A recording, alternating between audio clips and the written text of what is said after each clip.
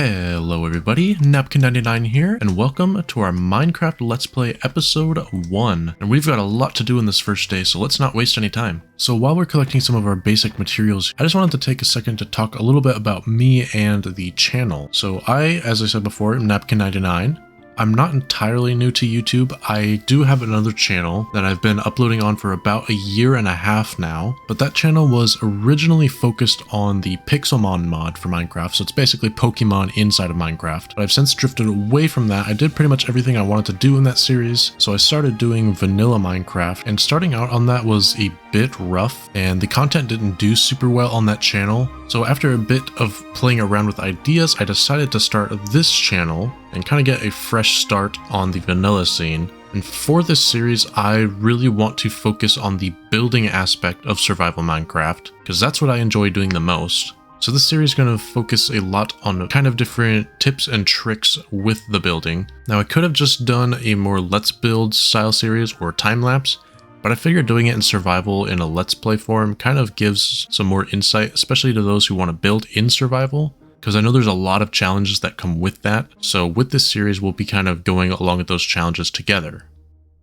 Alrighty, so we are back up from the caves now, and I went ahead and smelted a bunch of our iron, so we have plenty of that ready to go now. I also went ahead and planted some sugarcane and wheat along the coast, and as well as bringing some cows over here, putting them in a pen so we can get our food situated. But now that we have our basic survival materials done, it's time to get focused on building. So our first area here around spawn is going to be Japanese themed. This is a build style I've been wanting to do for a very long time, but I've never really taken up the challenge. There are a lot of details involved with this style. I've struggled with coming up with designs for it in the past, but I've been playing around with it some more and finally have some ideas. So for our starter house today in the Japanese theme, we're gonna need first 5 different kinds of wood. We're gonna need oak, birch, spruce, dark oak, and jungle. Now we have oak and birch here, but we're gonna have to go exploring for the other 3. We're going to need some deep slate to turn into deep slate tiles for the roof, which should be pretty easy to get. We'll just make a little mine shaft. We're going to need bone blocks. I'm not entirely sure how I want to get those yet, but we're gonna have to figure it out here soon. And then I also want to build a cherry blossom tree by our house, so for that we're going to need pink glazed terracotta,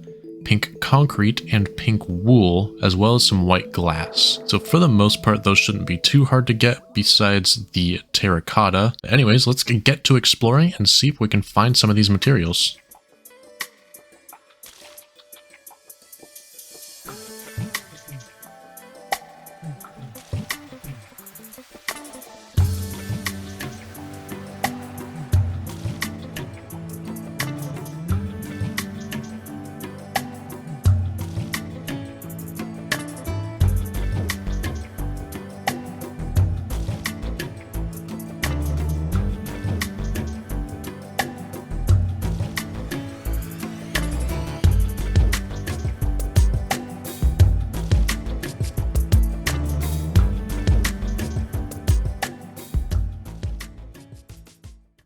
Alrighty, so I've been chopping up a bunch of wood, and I've also gone mining for quite a bit, so we have plenty of deep slate to do our roof. The only thing we need now are bone blocks, and originally I was thinking we either go to the nether and find a soul sand valley, or we make a composter and just grow up a bunch of moss and just keep throwing it in there manually, but of course that would take forever. Luckily, we actually found, I believe it's in this little cave here. So right here, we actually have a skeleton dungeon, like 20 blocks from where we're building our house. So we actually lucked out here. So I'm going to go ahead and make this into a little skeleton farm and farm up some bone blocks.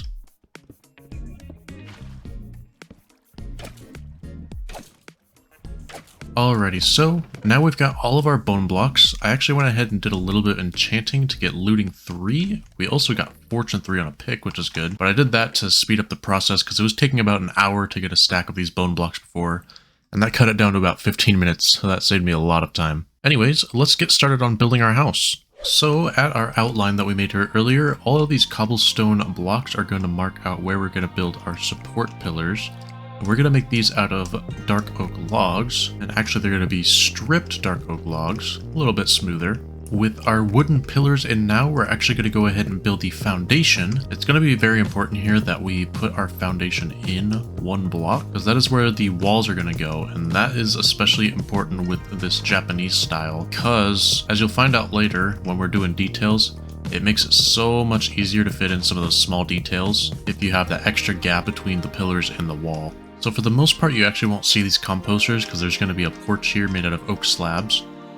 So for our actual foundation that we will see, we're going to be using this brown terracotta. It's going to give us a nice contrast with the bone blocks when we put those in for the walls. Alrighty, so now we're going to put in our porch so that we can walk around here and kind of hide these composters a little bit. And this porch is going to wrap pretty much all the way around the house, which is fairly typical with a lot of Japanese houses from what I've seen. Now for the rest of our walls here, we're just going to build up with the bone blocks up to where our logs end. And this will just give us a nice white base to work with. And this will kind of mimic the paper kind of walls that you'll see a lot of times in Japanese houses. So now let's get the base of our roof going for this first layer. This house is going to have multiple layers. We're going to go ahead and place a temporary block here. We're going to place the inner layer of roof around like this, and then the lower one will go just a half slab below like that. And then we're doing it like this so we have the full block underneath this inner slab so that we can put some supports underneath when we go to do detailing. And we're going to go ahead and wrap this roof all the way around just like our porch. And we do actually have one bit of roof here that's going to stay just as a first floor, so we're going to peak it up here. We're just going to go at the same angle as the roof that we just did, and then we're just going to bring that back towards this wall. And one tip I'm actually going to recommend for pretty much any style of house that you do, when you're doing the front of a roof like this, I always like to have at least one block thick, even if you're doing slabs. So you kind of have them overlapping like this. It makes it connect a lot better, but also when you're going to put blocks behind it, it makes it a lot easier to cover and make it look smooth. So say for example, you were just having this top slab here for the roof. Well, then you would have this gap here with the bone block, and you wouldn't actually be able to put anything in there because this slab won't let you place anything below it. So I recommend always double slabbing like that. And let's go ahead and build up our walls and our outside roof. So for the full roof up here, on the opposite side of our entrance, we're going to do a normal one just like that, the same slope as the outer roof. We are going to do something interesting here though and make this wall up here out of spruce planks just to keep it interesting. As for this other roof, we're going to go one more up on the same slope, and then above that we're going to start using stairs all the way up until the peak. And this just gives us a little bit of a different slope, so we have some height variations here from the other roofs. And another interesting thing we're going to do, we're going to keep this roof only to about halfway, so we'll end it right here and just carry this across. So it may look a little odd right now, but when we put in the third floor here, you can see it adds a lot more interest to the shape that we're doing here. So instead of just having this one flat roof going across, it adds an extra layer of depth to the building. And this is something that I actually saw in one of the reference images when I was first designing this house.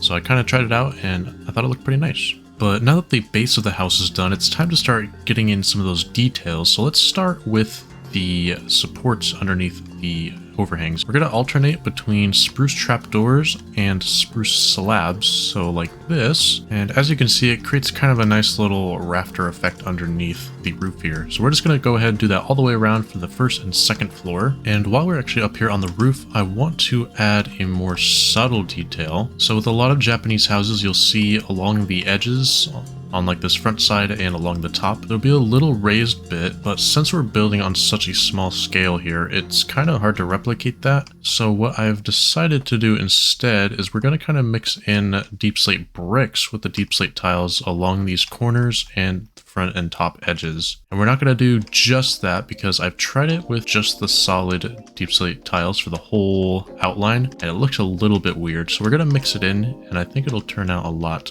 better. So yeah, as you can kind of see here, we get that little bit of outline while it's not too distracting from the rest of the roof. Now let's add some details to the porch.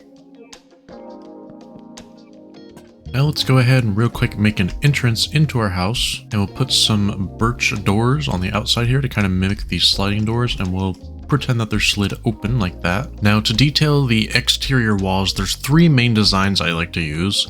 One is a spruce trapdoor accent wall where we basically just cover the whole section in spruce trapdoors. And then I also like to use jungle trapdoor windows. So we'll place them on the outside here and then break the bone blocks underneath. And then I also like to put jungle trapdoors on the inside of that as well, so we have a pretty smooth look to the window on the inside part of the house as well. And then our last 2 details are going to be using dark oak fences. So one of them, we're going to put them on the second floor, pretty much all the way around, just dark oak fences along the bottom. Because on a lot of Japanese houses, they'll have like a balcony at the second floor. We don't really have enough room to do that, so we're just going to kind of mimic that effect using these dark oak fences.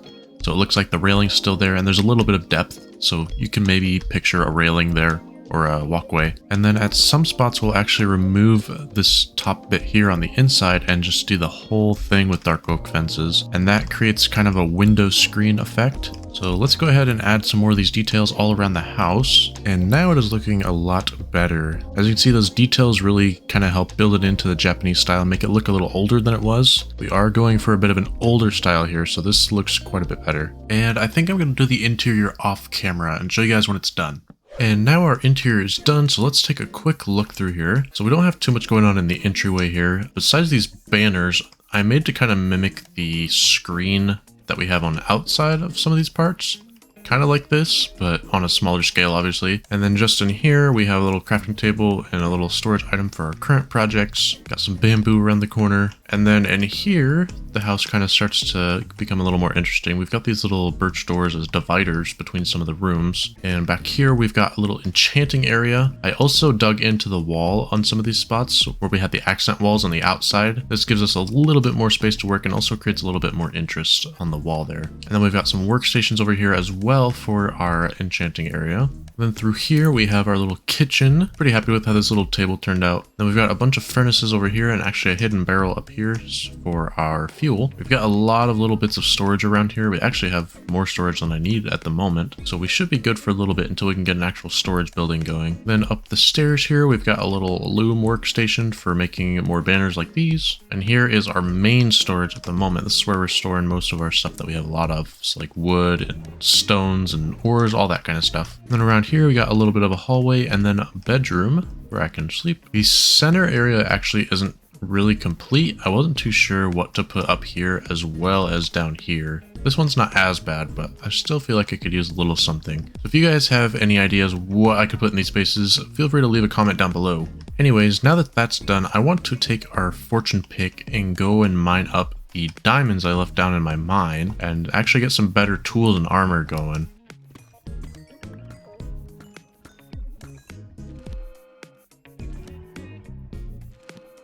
Alrighty, so we've got all of our stuff enchanted now. So we have our good sword, we've got some pretty good tools. Our fortune pick could still use some unbreaking, but I'll need another book for that. Our armor all has protection 4. Our helmet, of course, has respiration and aquafinity as well. And the boots took forever to get. So I had everything on these except for the feather falling. That took me about 2.5 hours to get on its own. But anyways, so I've got 2 things left that I want to build here. One, I want to build a cherry blossom tree, probably right around there. But before we get going on that, I want a proper way to get up this hill instead of having to go around this little gorge here and up the side of it, because it's starting to get a bit old. So I think we're going to build a bit of a little walkway up here and try to cover this gap as much as possible. So we're going to start by just covering this hole first, just so we don't keep falling down there while we're working. So I think we're going to make the walkway kind of follow the same curve of the hill. We'll just maybe bring this cliff out a little bit so that we have a little bit more room to walk. So let's just outline where we're going to move this, and we'll kind of build it up using some stone here. We're going to mix in some stone bricks as well as some andesite ore towards the top to a little bit of a gradient. And we'll just kind of mix in some dirt at the top here as well to kind of blend it in just a little bit. And I think that looks all right in terms of block choice. So let's go ahead and actually extend this down the rest of this hill here so it matches, and maybe up a little bit as well. There we go. And I also went ahead and mixed in some mossy stone bricks at the bottom just to kind of match the grass a little bit, give it a little bit of a better blend. So now let's get up top here and start making our path down. I think we're going to follow through here. And for now, we're just going to do path blocks for most of this path. I haven't decided which part of the Japanese city this is going to be in. There's going to be a more rural area as well as a more inner city kind of area. I'm thinking this will kind of be on the border of both, but we'll be doing more planning next episode to figure out what is going where. So the path blocks are in, and where it inclines here, we're going to be putting some spruce slabs. We may have to put some more path blocks in so that we can just smoothly glide up the stairs. Why do I hear pillagers inside my house? They're upstairs. Run. Alrighty, now that those pillagers are gone, we have our path going over here now. It is a little bit long still, so I think we're going to make like a little staircase that cuts across here. Just a little small one so we don't intrude on the stone too much, because I do like how this looks. I could go around this side as well, but I am thinking of putting a bridge over here from like here to here at some point. So we're gonna keep that open for now. Let's just maybe go to about here and make like a little spruce wood path, and then just to kind of show it's different, we'll maybe kind of barricade it in cobbled deep slate and tough, maybe? No, that looks pretty horrendous. We're gonna do stone brick. And there we go. Looks a bit better with the stone brick and cobblestone. I'm not 100% sold on it, but we can always tweak it later. So finally, I want to build a cherry blossom tree, because those are pretty typical around Japanese houses. So we're going to build one right on this hill, right on the side of our house over here. For materials for that, we have pretty much everything we'll need right in my inventory here,